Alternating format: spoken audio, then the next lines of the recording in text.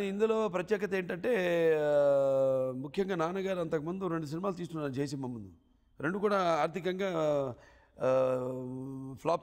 Flop line cinema అనమాట 2 కూడా. సరే దాని తర్వాత ఆయన తీసిన సినిమా జయసింహ. అంటే ఆయన తెలుసుకున్నారు ఆయన. నేను ఎంతో ముందు చూపుతో సినిమాలు తీస్తున్నాను, బహుశా జనం అంతగా వాళ్ళ ఆలోచన వాళ్ళ పరిపక్వత అంతగా ఎదగలేదు, నేను ఇంకా వాళ్ళకంటే ముందుకు వెళ్తున్నాను. సో అలా కాదు, ముందు మనం ఆర్థికంగా స్థిరపడాలి, తర్వాత మనం చేసే ప్రయత్నాలు మనం చేయాలని. సో అలాగే ఆయన Jayasimha cinema first commercial picture. ఆయన అంటే పాతాళ భైరవి చేశారు అంతకుముందు సొంతంగా. ఆయన ఒక నిర్మాతగా నిలదొక్కుకోవడానికి అటు 2 సినిమాలు పోయినా కూడా ఒక జయసింహని భారీ వ్యయంతో కూడుకున్న సినిమా అది. ఆ సినిమాని చేయడం, అది పెద్ద సక్సెస్ కావడం, మళ్ళీ ఆ పేరుని ఇప్పుడు నా 102వ చిత్రంగా పెట్టుకోవడం చాలా సంతోషంగా ఉంది. ముఖ్యంగా ట్రైలర్ కూడా చూస్తుంటే ఇందాక నేను చెప్పినట్టు ఆ బిల్డప్, ఎవడు రావాడు, ఆ కళ్ళల్లో పవర్ ఏంటి అనగానే మీ కళ్ళు షార్ట్స్, అండ్ మళ్ళీ ఎక్కడ ఉంటాడు అనగానే అలా జుప్మని రావడం, దిగడం, వాక్, అసలు చాలా చాలా చాలా అసలు మీ మాస్ ప్రేక్షకులకి ఇంకా మామూలు పండగ కాదు ఈ జయసింహ చిత్రం అని నాకు అనిపిస్తుంది ఆ ట్రైలర్ అది చూసిన తర్వాత. సో చేసేటప్పుడు మీరు ఎలా ఎంజాయ్ చేశారు మళ్ళీ కమింగ్ బ్యాక్? మీరు అన్నట్టు కేవలం మాసే కాదు అది. అంటే పంచకట్టులోన ప్రపంచాన మనగాడు, కండుబాలినిదే గడపైన దాటని వాడు, పంచపక్ష పరమాన్నములు పళ్ళెమ్మందుంచిన గోంగూర పచ్చడిగా ఎదురు చూచువాడు, ఎవడయ్యా ఇంకెవడు మన తెలుగువాడని నారాయణ రెడ్డి గారి నాన్నగారిని ఆయన ఊహించుకుంటూ రాసిన పద్యం అది. సో అలాగా పంచపక్ష పరమాన్నాలు పళ్ళెమందుంచిన లాంటిది ప్రేక్షకుల ముందు రేపు మేము తీసుకొస్తున్నాం సినిమాని. అద్భుతమైన అన్ని సైడ్స్ నుంచి కూడా, అటు నా ఫ్యాన్సు, అటు అదే ఇప్పుడు నేను చేసిన శ్రీరామరాజ్యం ఉంది, శ్రీరామరాజ్యం పౌరాణికం, అది ఒక ఛాలెంజ్ నాకు. ఎందుకంటే నాన్నగారు చేసే సినిమా అది అద్భుతమైన సినిమా, సంవత్సరం ఆడిన సినిమా, అది లవకుశ. మరి దాన్ని చేయడం అంటే అది ఎంతో ధైర్యంతో కూడుకున్న విషయం అది. అలాగే తర్వాత చేసిన శాతకర్ణి, మరి ఇప్పుడు కొత్తగా ఏర్పడిన రాష్ట్రం, ఇవాళ నేను ఒక ప్రజాప్రతినిధిని కూడా.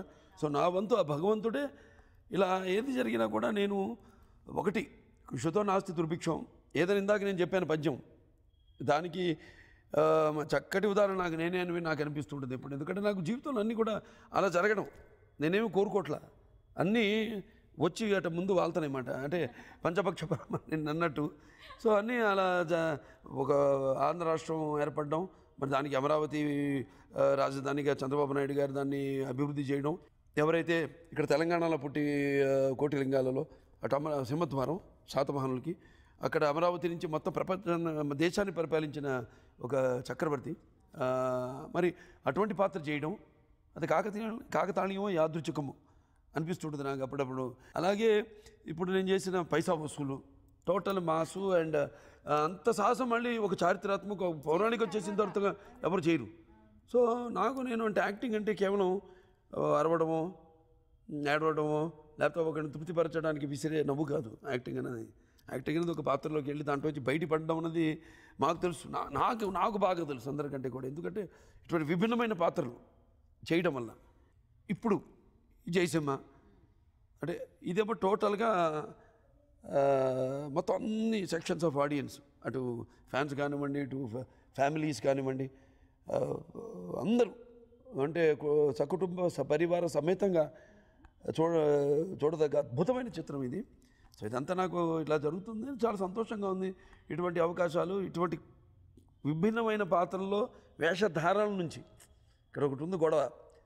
నాన్నగారికి అంటారు జరగ అభినవ అంటే ఆయన సాక్షాత్తు మూర్తిభవించిన అసలు ఒక నటరాజు విగ్రహంని, అంటే కొలతలు చూస్తే మీరు నుదుటి నుంచి మరి ముక్కు నుంచి మళ్ళీ కింద గెడ్డం వరకు చూస్తే మీరు ఏ శిల్పికైనా ఒక రాముడిని కృష్ణుడి చెక్కాలంటే ఇక ఆయన ముఖ కవళికలు ప్రస్ఫుటంగా మనకి ఆయన చెక్కిన విగ్రహంలో కనిపిస్తుంది మనకి. సో అలాగా నా కోసం కొన్ని ఆయన చేసిన సినిమాలు, కొన్ని ఆయన చేయని సినిమాలు, ఇప్పుడు డెఫినెట్గా ఆయన బిడ్డగా నాకు ఎంతో ఆయన ఇన్ఫ్లుయెన్స్ ఉంటుంది. ఎందుకంటే చిన్నప్పటి నుంచి నేను ఇప్పుడు ప్రతిసారి చెప్తూ ఉంటాను, నాకు తండ్రి కానివ్వండి, తండ్రి కంటే కూడా ఆయన నాకు గురువు, దైవం అంతా ఆయనే. సో ఏ సినిమా చేసినా ఆయన ఇన్స్పిరేషన్. ఒక కొత్త బాలకృష్ణ ఆవిష్కరణ వచ్చి శాతకర్ణి, ఇంతవరకు నేను చేయని క్యారెక్టర్. అలాగే ఒక పైసా వసూలు, టోటల్ డిఫరెంట్ బాలకృష్ణ కనిపించాడు అన్నారు. సో ఇలా ఇలా ఈ వయసులో ఇప్పుడు ఇంకా 57 ఏళ్ళు నాకు, 57 ఏళ్ళు, ఇంకా ఇప్పటికీ ఈ కొత్త బాలకృష్ణ ఆవిష్కరణ అవుతున్నాడంటే అద్భుతం. ఇంకా బ్రహ్మాండంగా వాటన్నిటికీ ప్రేక్షకులు నీరాజన పలుకుతూ